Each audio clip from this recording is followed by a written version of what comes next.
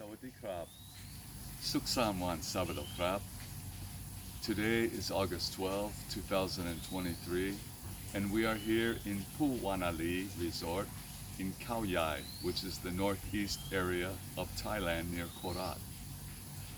Today is a special day, a day where we're here in this beautiful garden, surrounded with tall trees, a beautiful light breeze, and the light which falls through the trees brings beautiful shadows, warm sunlight as they dance across the sky. A sense of peace fills the air, the peace that goes beyond understanding. And today, as I'm here in this beautiful atmosphere, I'm reminded of a beginning, the beginning of man, the beginning of nature. And to look at this beginning today, we have to go back to the beginning, to the book of Genesis in the Bible. The Bible is God's inspired written word. And by inspiration, man wrote, as they were inspired, the very words of God. Genesis 1:1 states, "In the beginning, God created the heaven and the earth." Notice that that is the beginning. That's the foundation of everything. That is our foundation. And those of you who are seeking truth, seeking light, must realize that in seeking truth, we're faced with conflict which comes from our past, which comes from preconceived ideas, and which comes from our own sense of self. I would humbly ask that you lay aside your personal preconceived ideas in seeking truth so that your eyes may be open. In Genesis, the first chapter, we also have a very unique set of statements.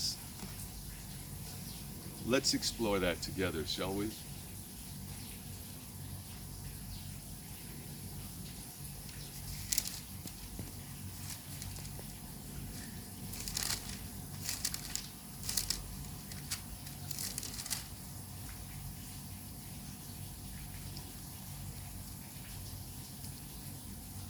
In Genesis chapter 1, verse 2, "The earth was without form and void, and darkness was upon the face of the deep, and the Spirit of God hovered upon the face of the waters.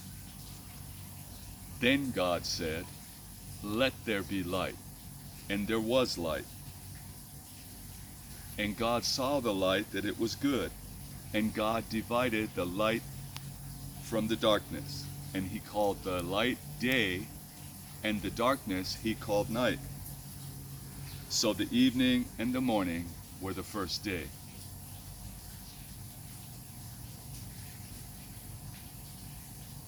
We have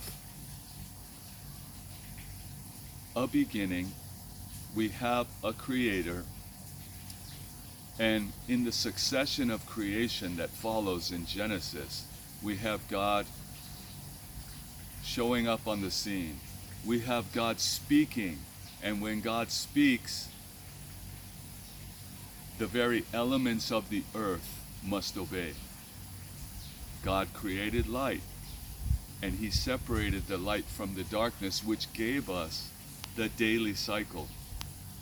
Later, God created the two lights, the sun and the moon, to rule the day and the night.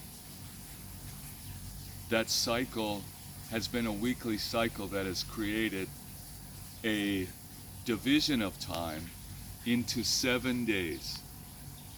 We have creation lasting 6 days, at the end of 6 days, we have something very unique happening.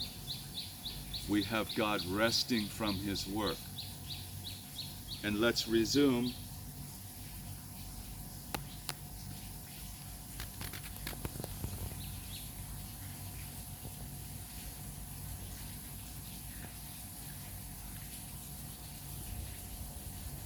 In verse 24. Then God said, "Let the earth bring forth the living creature according to its kind, cattle and creeping thing and beast of the earth, each according to its kind." And it was so.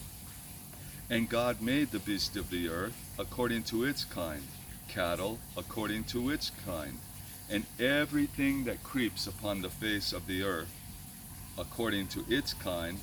And God saw that it was good. Notice what happens next in verse 26. Then God said, "Let us make man in our image, according to our likeness. Let them have dominion over the fish of the sea, and over the birds of the air, and over cattle, and over all the earth, and over every creeping thing that creeps on the earth." So God created man in his image. In the image of God, he created him, male and female. He created them. Then God blessed them and said, "Be fruitful and multiply, fill the earth and subdue it. Have dominion over all the fish of the sea, over the birds of the air, and over every living thing that moves upon the earth."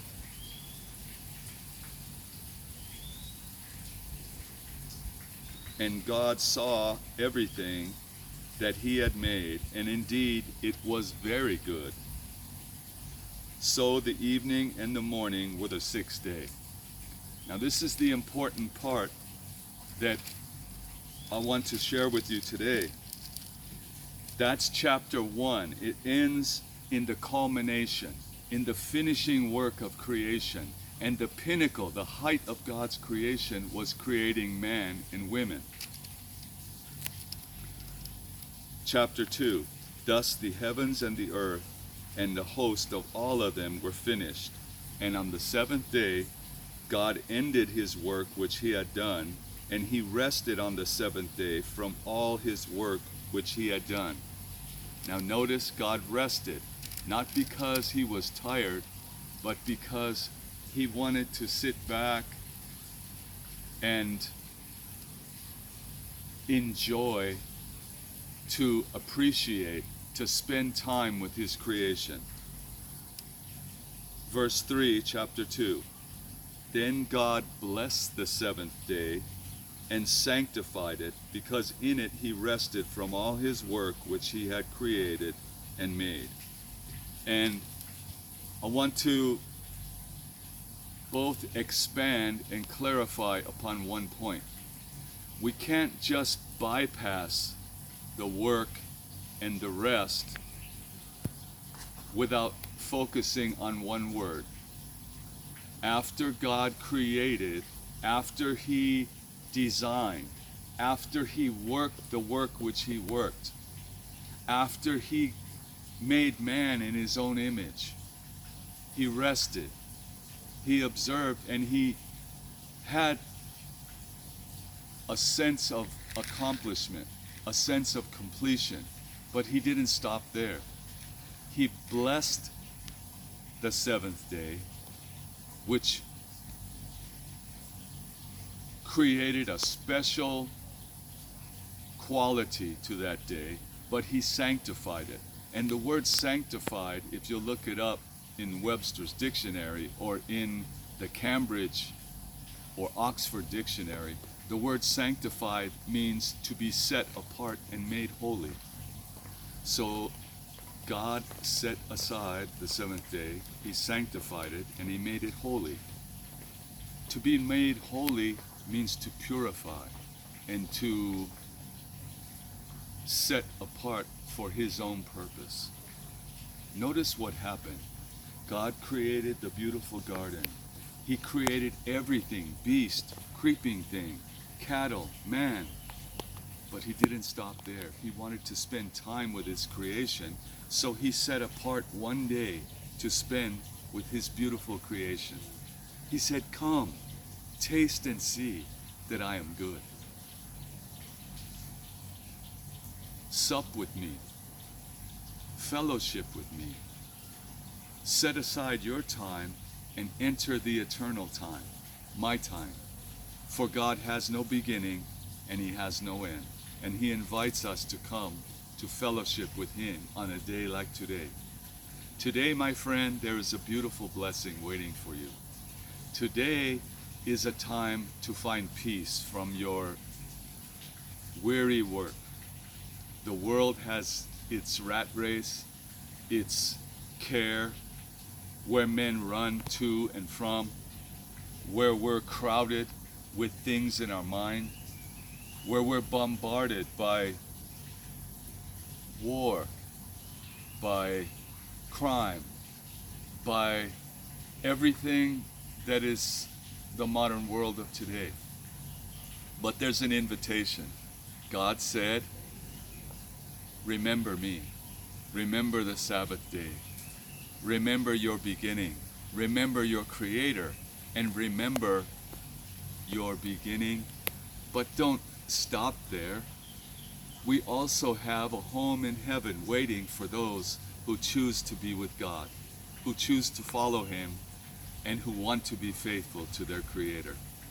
On this day, my friend, I hope that these words bring hope to you.